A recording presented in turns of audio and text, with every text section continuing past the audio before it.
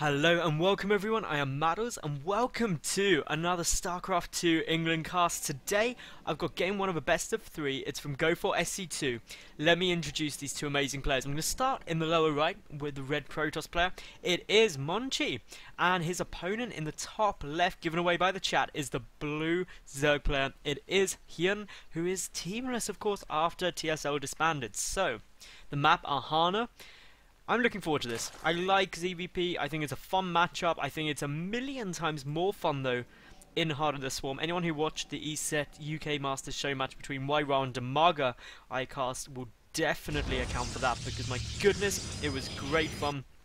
And well, it really got me stoked for Heart of the Swarm. And anyone who's pining for more beta action, of course, I do have a whole load of Heart of the Swarm games on my channel. So after this series, go and check them out and go and give them a watch, because they are certainly worth watching. The whole dynamic of StarCraft is changing, and the one downside of this matchup in Wings of Liberty, in my opinion, is it does have a tendency to go Deathball v Deathball, or it just ends with an all-in from the Protoss player. However, in Heart of the Swarm, there's back and forths, there's loads of things you can get going with, and it's just generally super exciting and fun. So, yeah, can you tell I'm rather excited for March? And of course, all of the ESET UK Masters Season 1, which I'm going to be casting loads of, will all be done on Heart of the Swarm. All the online qualifiers, all the actual tournament, the 10k prize pool, everything. Heart of the Swarm, which makes me so ridiculously happy I cannot even describe it. But yeah, let's talk a little bit about this game. We do of course have the spawning pool coming down, and HyuN, he's an absolute beast online. Seriously, even before he was in Code S of the GSL and just generally being completely baller everywhere, he was in every online tournament and he was just dominating each and every one of them. So for that reason, I really am expecting to see him do quite well. I'm expecting that he should be pretty good here, but Monchi also is really good online. They're both good players, so it's going to be tough to say which way around it's going to go. But anyway, let's talk a little bit about what these two are doing so far. We've got the Forge coming down. So, a Forge fast expansion, it was a Nexus first, so Nexus Forge out of the Protoss player. Meanwhile, for the Zerg, spawning pool into a natural hatchery, third base should be coming down in about the next minute. And that is all she wrote for this matchup metagame wise, because there's not much else you can really go at. You can get some crazy things where maybe your opponent will go for a 1 gate expand, which is getting more and more popular, or perhaps they'll do something really bold like a 2 gate on the low ground to go into Zealot pressure before expanding, just to be a bit more hunter-killer about it all. But here we go. Now this is a little thing which is worth noting, the cannon placement. You may be thinking, hang on, why is the cannon over there? It doesn't cover everything, and so it can reach these rocks basically. So straight away this is saying to me, Monchi's looking to take an early third. Almost certainly. Just the positioning of this cannon says I'm thinking about taking my third already, so we'll wait and see if that does come through. Obviously we do have the natural up now, the third base on its way. When did that get started? Really about just before the 4-minute mark actually, so a really quick third out of HyuN. He probably didn't get any Zerglings. Oh, he did manage to get 2, and yes, I did go and click it there, and I didn't check the watchtowers before I said he didn't get any Zerglings, because I am a noob sometimes, which is never ever fun. It was like on the Heart of the Swarm show matches, even though I have pages and pages of research, we got a bit excited at one point, and I was like, imagine if he time warped the muters, and then the entire chat exploded and was like, no, you can't, time warp doesn't affect air units, and I was like, oh, of course it doesn't. I knew that as I was saying it, and I felt ever so silly, and everyone could have laughed at me, but of course, what we can't laugh at is the fact that Monchi is happily taking out these destructible rocks. The Overlord does see it though, and that's quite important, because if these rocks are getting taken down now, HyuN can straight away deduce that my opponent is most likely taking this third base quickly. There's no other reason to be knocking those rocks out so fast, unless he's going for the mother of all mind games, which he very well could be, because there is a robotics facility on the way. And so it's possible he's just knocking these out to basically give HyuN a false sense of security, but then go and kill him with an Immortal Sentry all-in. However, I think the third base is more likely, just by the way Monchi's playing. HyuN, he's got up his first 2 gas now, so they were a bit later than you can get them in this sort of build, or it just means that HyuN will have some more drones and is going more economically focused. 2 more gateways as well as that robotics facility on their way down. So that takes up to 3 gates on the Robo. And again, if it was going to be an Immortal Sentry all-in, I'd expect to see a 4th gate. There's also no upgrades being researched here. So again, this is all putting me towards the fact that no, we're not going to be seeing a 2-base all-in. However, here comes down a 4th gate, and there goes the +1. So literally, as I say, everything, it is done, but because it's not sooner, I don't think it's very likely that we will see super aggression. HyuN therefore has to start thinking about taking his 4th base at some point in the future. He's taking his 3rd and 4th gas now. Drone count wise, he's up to 58. So 2 more waves of drones most, and he'll be in a very, very comfortable spot. He's got his Rotron Evolution Chamber on its way down. And now that we see these rocks are down and the gateway's on its way, really Monchi has to show fairly shortly what his strategy is going to be. Whether he's going to be going for, indeed, as we think, a quick 3rd. Oh my goodness, it's not going to be a quick 3rd because here comes more gateways. Oh, 3 more gateways coming down. Adding on to the 4 we've already got, that takes us to 8 gates. And 8 gates means we are very unlikely to see an expansion, but instead an awful lot of damage get done. HyuN, though, he is getting up a macro hatch, and he is getting up a lot of units. So I don't know if he smells something a bit weird. He's seen that gateway already. He sees the units moving out, but he's got no way of knowing that this is coming. He's got no vision in the main base. I don't believe he's seen an Immortal yet either, so he's uncertain about that. But any second now, it is going to get spotted when we see the roaches on their way over. Of course, the watchtower now gives vision of what's there, sees a lot of sentries, and of course the Immortals. We've got the additional gateways finishing up. The Overseer on its way through here for HyuN. He suddenly sees everything, and there's the perfect reaction. Get a whole load of Zerglings. Speed is about to kick in, and the way you deal with the Mortal Sentry all-ins is to attack them in the open space. If you engage it in this sort of area, you force a lot of force fields.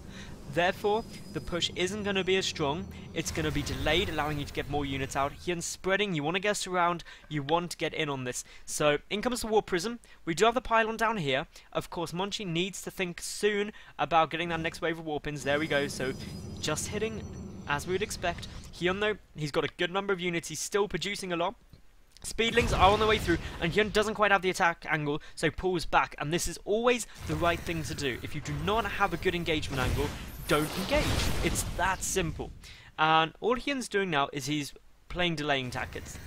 He's seeing the Warp Prism, he knows what's coming, and the longer he delays this, the better. Some Spine Crawlers on their way, we've got some Roaches on their way, and by doing this, HyuN's able to get more stuff out. And the more stuff you have, the better you are to deal with this force. You've got to also have a good engagement, but HyuN, is he just going to go flat out for a counter-attack? He very well may. He's streaming in with a lot of units. Unfortunately, the pylon is down, and there's a complete wall off of the other side. That means it's going to be a little bit more tough. Monchi is pushing through. The Spine Crawler is getting some good shots off. The Roaches are streaming in. The Warp Prism going in towards the Natural. Importantly, though, the Immortals are still up, and as long as they stay up, he is going to be able to deal with these Roaches very well. But HyuN has committed to a base trade. He is just trying to kill everything and anything he can. There aren't any pylons around the map for the moment. That is a plus for HyuN because it means that he doesn't have to worry about running after anything. As long as he just kills everything in the bases quickly and efficiently, he should be fine. He's still producing a lot of speedlings though, and all of those speedlings can come and start engaging this force.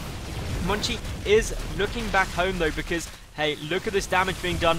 All the probes taking so much damage, and HyuN, as long as he cleans this up, he is going to be absolutely fine. He's got a lot of speedlings sitting in the main base.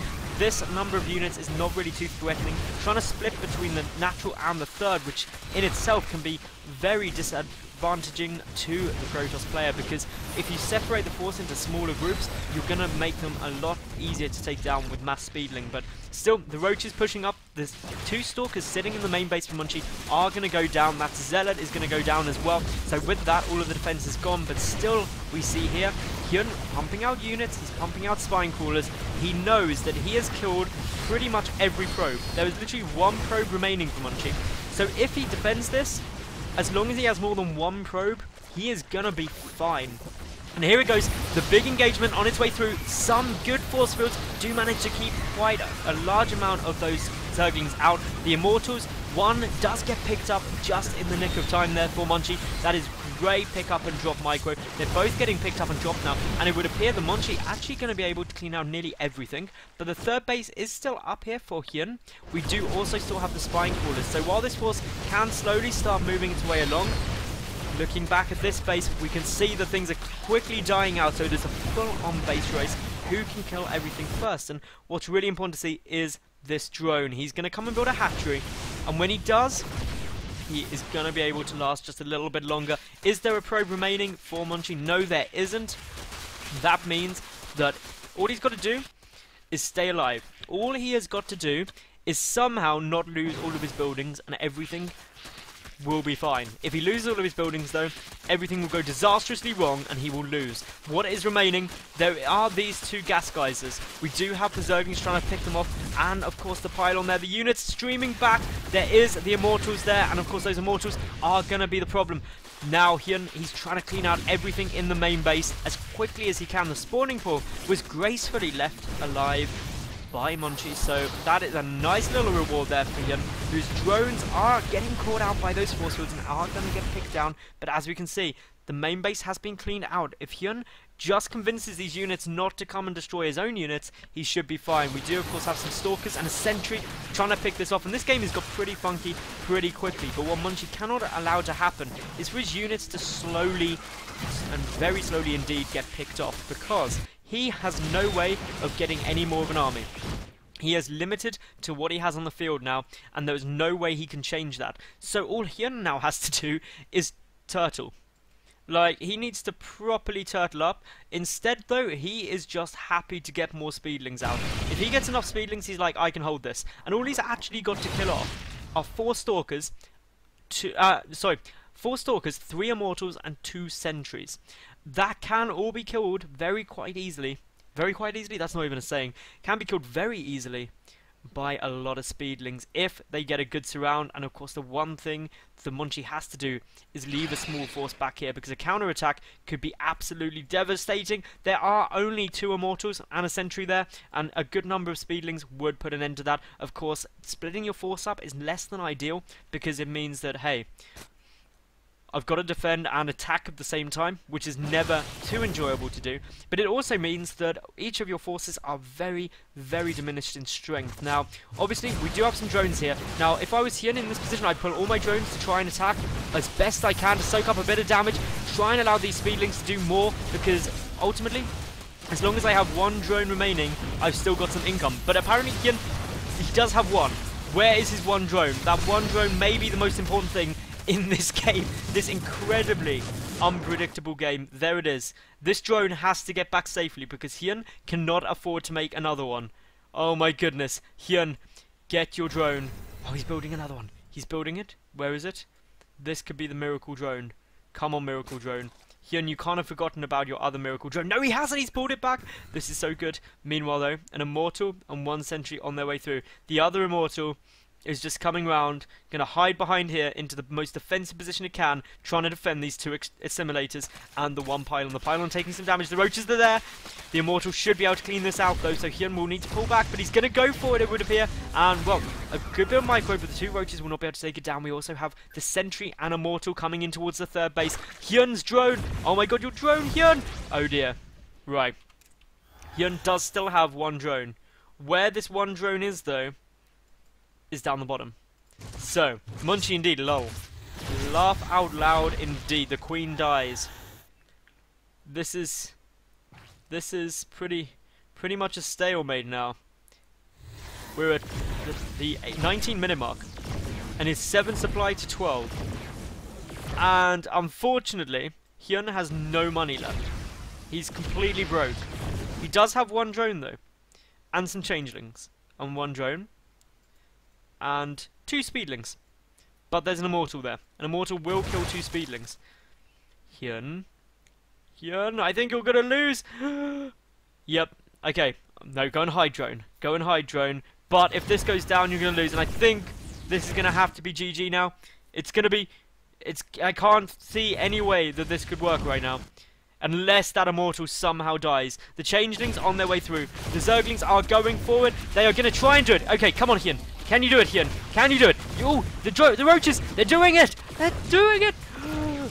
Okay, the immortal's down. This is now ridiculously close. I'm not quite sure what to say. The warp prism is coming back. I don't think there's going to be enough time. This is really, really tense. No, there definitely won't be enough time now. And HyuN realises that, and GG, well played from both of them. And that was game 1.